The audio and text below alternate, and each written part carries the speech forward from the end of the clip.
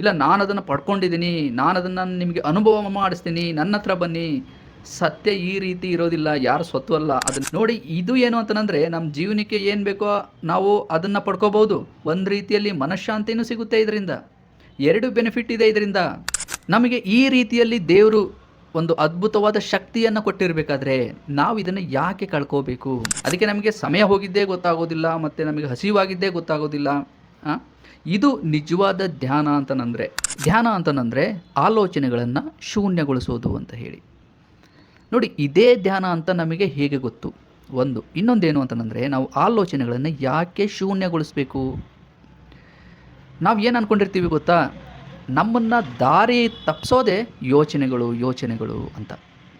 ಈ ಒಂದು ದೃಷ್ಟಿಕೋನದಿಂದ, ಇಲ್ಲ ನಾವು ಯೋಚನೆಗಳನ್ನೇ ಸಾಯಿಸಿಬಿಟ್ರೆ ನಾವು ಒಂದು ಅನಾಹುತದಿಂದ ಪಾರಾಗ್ತೀವಿ, ಒಂದು ನೆಮ್ಮದಿ ಅನ್ನೋದು ಸಿಗುತ್ತೆ ಅಂತ ಹೇಳಿ ಇವತ್ತು ಎಷ್ಟೋ ಜನ ಭಾವಿಸಿದ್ದಾರೆ. ನೋಡಿ, ಇದನ್ನೇ ಧ್ಯಾನ ಅಂತ ಅಂದ್ಕೊಂಡಿದ್ದಾರೆ.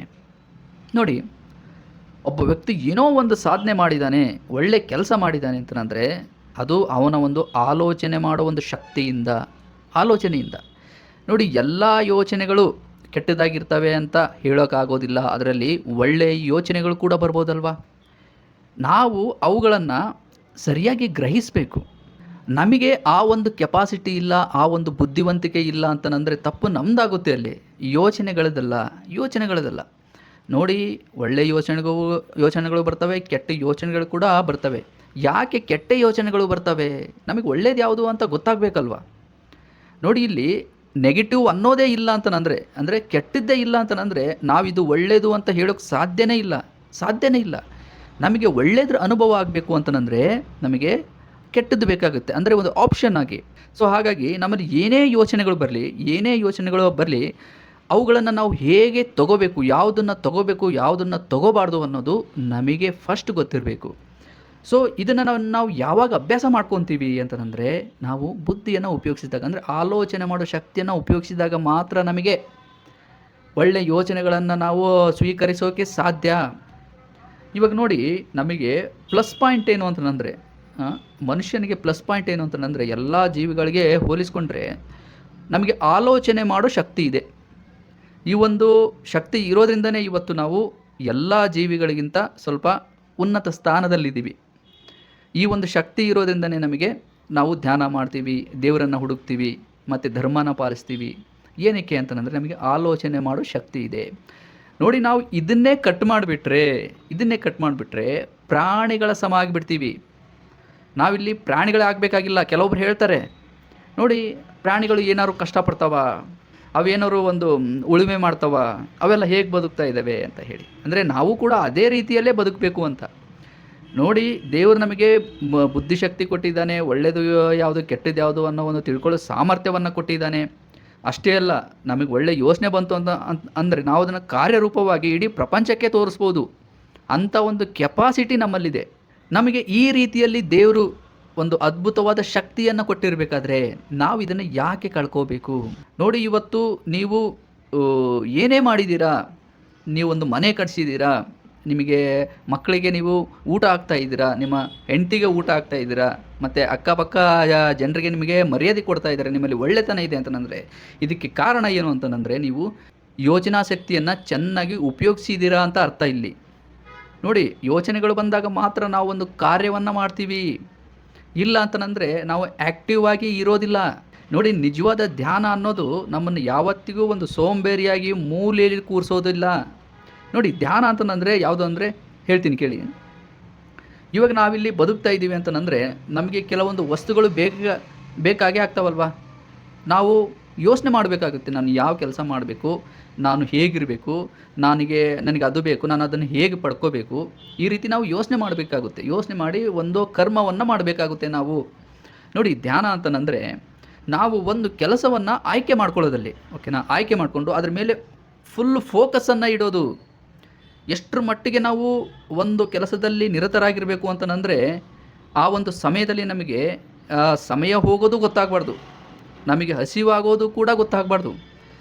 ನೋಡಿ, ಕೆಲವೊಂದು ಸಲ ನಾನು ಆ ಕೆಲಸ ಮಾಡ್ತಾ ಇದ್ದೀನಿ ಅಂತ ನಮಗೆ ಅನ್ನಿಸ್ತಾ ಇರೋದಿಲ್ಲ, ಅಲ್ಲಿ ಕೇವಲ ಕ್ರಿಯೆ ಮಾತ್ರ ಇರುತ್ತೆ. ಕ್ರಿಯೆ ಮಾತ್ರ ಇರುತ್ತೆ. ಹಾಗಾಗಿನೇ ನೋಡಿ ಅಲ್ಲಿ ನಾನು ಅನ್ನೋದು ಇರೋದಿಲ್ಲ. ಅದಕ್ಕೆ ನಮಗೆ ಸಮಯ ಹೋಗಿದ್ದೇ ಗೊತ್ತಾಗೋದಿಲ್ಲ, ಮತ್ತು ನಮಗೆ ಹಸಿವಾಗಿದ್ದೇ ಗೊತ್ತಾಗೋದಿಲ್ಲ. ಇದು ನಿಜವಾದ ಧ್ಯಾನ ಅಂತಂದರೆ. ಈ ರೀತಿಯಾದ ಧ್ಯಾನವನ್ನು ಪ್ರತಿಯೊಬ್ಬರು ಮಾಡಬೇಕು. ಅದನ್ನು ಬಿಡಿ, ಸುಮ್ಮನೆ ಒಂದು ಕಡೆಗೆ ಕೂತ್ಕೊಳ್ಳೋದು, ಕಣ್ಣು ಮುಚ್ಚೋದು, ಆಲೋಚನೆಗಳನ್ನು ಶೂನ್ಯಗೊಳಿಸೋದು. ಇದನ್ನು ಯಾಕೆ ಕೆಲವೊಬ್ಬರು ಪ್ರಾಕ್ಟೀಸ್ ಮಾಡ್ತಾರೆ ಅಂತಂದರೆ, ಇವಾಗ ನೋಡಿ ಹಲವಾರು ಜನ ಕಷ್ಟಗಳನ್ನು ಬೇಡ ಅಂತಂದು ದೂರ ತಳ್ತಾ ಇರ್ತಾರೆ. ಅವ್ರಿಗೇನು ಯಾವಾಗಲೂ ಸುಖ ಬೇಕು, ಆನಂದ ಬೇಕು, ಸುಖ ಬೇಕು. ನಾವು ಈ ರೀತಿಯಲ್ಲಿ ಆಲೋಚನೆಗಳನ್ನು ಕಟ್ ಮಾಡಿದ್ವಿ, ಶೂನ್ಯಗೊಳಿಸಿದ್ವಿ ಅಂತಂದರೆ ಅಲ್ಲಿ ಒಂಥರ ಸುಖ ಸಿಗುತ್ತೆ ಅಂತ ಹೇಳಿ ಭಾವಿಸ್ತಾ ಇರ್ತಾರೆ. ಅಂದರೆ ಈ ಒಂದು ಸುಖಕ್ಕೋಸ್ಕರ ಅವರು ಇಂಥ ಒಂದು ಧ್ಯಾನವನ್ನು ಪ್ರಾಕ್ಟೀಸ್ ಮಾಡಿಸ್ತಾ ಇರ್ತಾರೆ. ಆದರೆ ನೋಡಿ, ಒಂದು ಯೋಚನೆ ಮಾಡಿ, ಈ ಥರ ಧ್ಯಾನನ ಎಷ್ಟು ಸಮಯ ಮಾಡೋಕ್ಕಾಗುತ್ತೆ? ನೀವು ಒಂದು ಜಾಗದಲ್ಲಿ ಕೂತ್ಕೊಂಡು ಕಣ್ಣು ಮುಚ್ಕೊಂಡು ಧ್ಯಾನ ಮಾಡ್ತಾ ಇದ್ದೀರಾ ಅಂತಂದರೆ ಆ ಒಂದು ಸಮಯದಲ್ಲಿ ಏನೋ ಒಂದು ಮನಸ್ಸಿಗೆ ನೆಮ್ಮದಿ ಸಿಗ್ಬೋದು. ಒಂದು 10 ನಿಮಿಷ ಸಿಗ್ಬೋದು, 15 ನಿಮಿಷ ಸಿಗ್ಬೋದು, 1 ಗಂಟೆ ಸಿಗ್ಬೋದು, 2 ಗಂಟೆ ಸಿಗ್ಬೋದು ಅಂತ ಅಂದ್ಕೊಳ್ಳಿ. ಆದರೆ ಜೀವನ ಪೂರ್ತಿ ನೀವು ಬದುಕಿರೋವರೆಗೂ ಅದನ್ನೇ ಮಾಡೋಕ್ಕಾಗುತ್ತಾ? ಸಾಧ್ಯನೇ ಇಲ್ಲ. ನೋಡಿ, ಇದು ಏನು ಅಂತಂದರೆ, ಕೆಲವೊಬ್ರು ಯಾರೋ ಏನೋ ಅನುಭವಿಸಿರ್ತಾರೆ, ಅವ್ರೇನು ಅಂದ್ಕೊಂಡಿದ್ದಾರೆ ಅದೇ ಸತ್ಯ ಅಂತ ಭಾವಿಸಿರ್ತಾರೆ. ಹಾಗಾಗಿನೇ ಜನರಿಗೆ ಕೂಡ ಅದನ್ನೇ ಹೇಳ್ತಾ ಇರ್ತಾರೆ. ನೋಡಿ, ಸತ್ಯ ಏನಿದೆ ಅಲ್ವಾ, ಅದು ಸಾರ್ವತ್ರಿಕವಾಗಿರುತ್ತೆ. ನಾನು ಪ್ರತಿ ವಿಡಿಯೋದಲ್ಲಿ ನಾನು ಇದನ್ನು ಹೇಳ್ತಾ ಇರ್ತೀನಿ. ಸತ್ಯ ಅನ್ನೋದು ಯಾರೋ ಒಬ್ಬರು ಸ್ವತ್ತಲ್ಲ. ಅದು ಇಲ್ಲ, ನಾನು ಅದನ್ನು ಪಡ್ಕೊಂಡಿದ್ದೀನಿ, ನಾನು ಅದನ್ನು ನಿಮಗೆ ಅನುಭವ ಮಾಡಿಸ್ತೀನಿ, ನನ್ನ ಹತ್ರ ಬನ್ನಿ.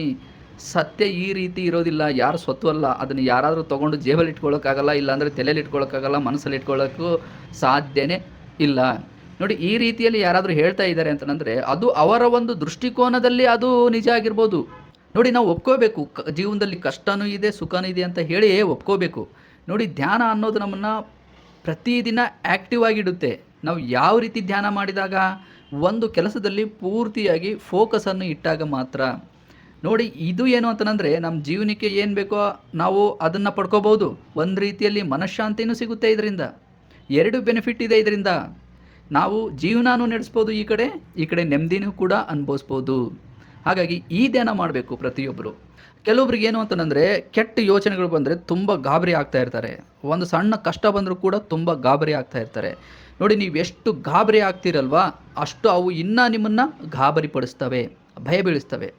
ಹಾಗಾಗಿ ಏನು ಮಾಡಬೇಕು ನೋಡಿ, ಒಂದು ಸಣ್ಣ ಎಕ್ಸಾಂಪಲ್ ಹೇಳ್ತೀನಿ. ನೋಡಿ, ಇವಾಗ ನಾವೊಂದು ರೋಡಲ್ಲಿ ಹೋಗ್ತಾ ಇದ್ದೀವಿ ಅಂತ ಅಂದ್ಕೊಳ್ಳಿ. ಸಡನ್ನಾಗಿ ಮಳೆ ಬಂತು. ನಾವು ಅವಾಗ ಏನು ಮಾಡ್ತೀವಿ? ನಾವು ನೆನ್ಕೋಬಾರ್ದು ಅಂತ ಹೇಳಿ ಮಳೆಯಿಂದ ಎಸ್ಕೇಪ್ ಆಗೋಕ್ಕೆ ಹೋಗ್ತೀವಿ. ನೋಡಿ, ಆ ಒಂದು ಮೂಮೆಂಟಲ್ಲಿ ನಾವು ಓಡ್ತಾ ಇರ್ತೀವಿ. ಯಾವಾಗ ನಾವು ಮೈಂಡಲ್ಲಿ ನಾನು ಮಳೆಯಲ್ಲಿ ನೆನೆಬಾರ್ದು ಅಂತ ಹೇಳಿ ಡಿಸೈಡ್ ಮಾಡ್ತೀವೋ, ಆಗ ಪ್ರತಿಯೊಂದು ಬೀಳೋ ಹನಿನೂ ಕೂಡ ನಮಗೆ ಇರಿಟೇಟ್ ಆಗ್ತವೆ, ಭಯವನ್ನು ಸೃಷ್ಟಿ ಮಾಡಿಸ್ತವೆ. ನಾವು ಈ ರೀತಿ ಯೋಚನೆ ಮಾಡೋ ಬದಲು, ಮಳೆ ಬರಲಿ, ನಾನು ನೆನಿತಾನೇ ಮಳೆಯಲ್ಲಿ ಹೋಗಬೇಕು ಅಂತ ಫಸ್ಟಿಗೆ ನಿರ್ಧಾರ ಮಾಡಿದ್ವಿ ಅಂತಂದರೆ ಪ್ರತಿಯೊಂದು ಹನಿನೂ ಕೂಡ ನಾವು ಎಂಜಾಯ್ ಮಾಡ್ತೀವಿ. ಹಾಗಾಗಿ ನೋಡಿ, ನಿರ್ಧಾರ ಹೇಗೆ ತಗೋಬೇಕು ಅನ್ನೋದು ನಮ್ಮಲ್ಲಿರುತ್ತೆ. ಅದು ಯೋಚನೆಗಳ ತಪ್ಪಲ್ಲ. ಹಾಗಾಗಿ ಕಷ್ಟಗಳಿಗೆ ಹೆದರಬಾರ್ದು. ಕಷ್ಟಗಳು ಬರಲಿ, ಅದೆಷ್ಟು ಬರ್ತಾವೋ ಬರಲಿ, ನಾನು ಅದನ್ನು ಸಂತೋಷವಾಗಿ ಸ್ವೀಕರಿಸ್ತೀನಿ, ಅವನ್ನೆಲ್ಲ ಫೇಸ್ ಮಾಡ್ತೀನಿ ಅನ್ನೋ ಒಂದು ನಿರ್ಧಾರ ಮಾಡಬೇಕು. ಆಗ ನೋಡಿ, ಯಾವ ಕಷ್ಟನೂ ನಿಮಗೆ ಭಯ ಬೀಳಿಸೋದಿಲ್ಲ. ಹಾಗಾಗಿ ಸ್ನೇಹಿತರೆ, ಜೀವನ ನಮಗೆ ಹೇಗೆ ಕೊಡಲ್ಪಟ್ಟಿದೆಯೋ ನಾವು ಅದನ್ನು ಹಾಗೇ ತಗೋಬೇಕು.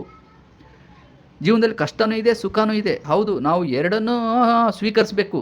ನಾನು ಅದನ್ನು ಯಾಕೆ ಒತ್ತಿ ಹೇಳ್ತಾ ಇದ್ದೀನಿ ಅಂತಂದರೆ, ಇವತ್ತು ಎಷ್ಟೋ ಜನ ಧ್ಯಾನ ಅಂತಂದರೆ ಎಲ್ಲ ಬಿಡ್ತಾರೆ, ಒಂದು ಕಡೆ ಸುಮ್ಮನೆ ಕಣ್ಣು ಮುಚ್ಕೊಂಡು ಕೂತ್ಕೊಂಡು ಟೈಮ್ ವೇಸ್ಟ್ ಮಾಡ್ತಾ ಇರ್ತಾರೆ. ಅಂದರೆ ಒಳಗಡೆ ಏನೋ ಒಂದು ಅನುಭೂತಿ ಆಗುತ್ತೆ ಅಂತ ಹೇಳಿ. ನೋಡಿ, ಯಾರೋ ಒಬ್ಬರು ಎಕ್ಸ್ಪೀರಿಯೆನ್ಸ್ ಆಗಿದೆ ಅಂತಂದರೆ ಅದು ಎಲ್ರಿಗೂ ಆಗೋದಿಲ್ಲ. ಹಾಗಾಗಿ ನೀವು ಇದ್ರ ಬಗ್ಗೆ ಜಾಸ್ತಿ ತಲೆನೇ ಕೆಡಿಸ್ಕೋಬೇಡಿ. ಆರಾಮಾಗಿ ಒಂದು ಕೆಲಸಕ್ಕೆ ಹೋಗಿ, ಒಂದು ಇಷ್ಟವಾಗಿರೋ ನಿಮಗೊಂದು ಕೆಲಸನ ಆಯ್ಕೆ ಮಾಡ್ಕೊಳ್ಳಿ, ಅದನ್ನು ಎಂಜಾಯ್ ಮಾಡಿ, ಖುಷಿಯಿಂದ ಮಾಡಿ. ಅದರಿಂದ ಹಣ ಕೂಡ ಬರುತ್ತೆ ಮತ್ತು ಸಂತೋಷ ಕೂಡ ಸಿಗುತ್ತೆ. ಇದೇ ನಿಜವಾದ ಧ್ಯಾನ. ಒಂದು ಸಣ್ಣ ಕೆಲಸನೂ ಕೂಡ ತುಂಬ ಸಂತೋಷವಾಗಿ ಮಾಡಿ. ಒಂದು ನೀರು ಕುಡಿತಾ ಇದ್ದರೆ ತುಂಬ ಸಂತೋಷವಾಗಿ ಕುಡೀರಿ. ಊಟ ಮಾಡ್ತಾ ಇದ್ದರೆ ತುಂಬ ಸಂತೋಷವಾಗಿ ಊಟ ಮಾಡಿ. ಮತ್ತು ಏನಾದ್ರು ಒಂದು ಮನೇಲಿ ಸಣ್ಣ ಪುಟ್ಟ ಕೆಲಸ ಮಾಡ್ತಾಯಿದ್ರು ಎಲ್ಲವನ್ನು ಮನಸ್ಫೂರ್ತಿಯಾಗಿ ಒಪ್ಕೊಂಡು ಸಂತೋಷದಿಂದ ಮಾಡಬೇಕು. ಆಗ ಮಾತ್ರ ನಮಗೆ ಒಂದು ರೀತಿಯಾದ ನೆಮ್ಮದಿ ಸಿಗುತ್ತೆ. ಪ್ರತಿಯೊಂದರಲ್ಲಿ ಧ್ಯಾನ ಅಂತಂದರೆ ಇದೆ. ಆಲೋಚನೆಗಳನ್ನು ಶೂನ್ಯಗೊಳಿಸೋದು ಧ್ಯಾನ ಅಲ್ಲ. ಆಲೋಚನೆಗಳನ್ನು ಗಮನಿಸಿ ಯಾವುದು ನಮಗೆ ಬೇಕು ಅನ್ನೋದನ್ನು ನಾವು ಆಯ್ಕೆ ಮಾಡ್ಕೊತೀವಲ್ವ, ಅದು ಧ್ಯಾನ. ಮತ್ತು ಒಂದು ಕೆಲಸನ ಆಯ್ಕೆ ಮಾಡಿಕೊಂಡು ನಮ್ಮ ಪೂರ್ತಿಯಾದ ಫೋಕಸನ್ನು ಅದರ ಮೇಲೆ ಇಡ್ತೀವಲ್ವ, ಇದು ನಿಜವಾದ ಧ್ಯಾನ ಅಂತಂದರೆ.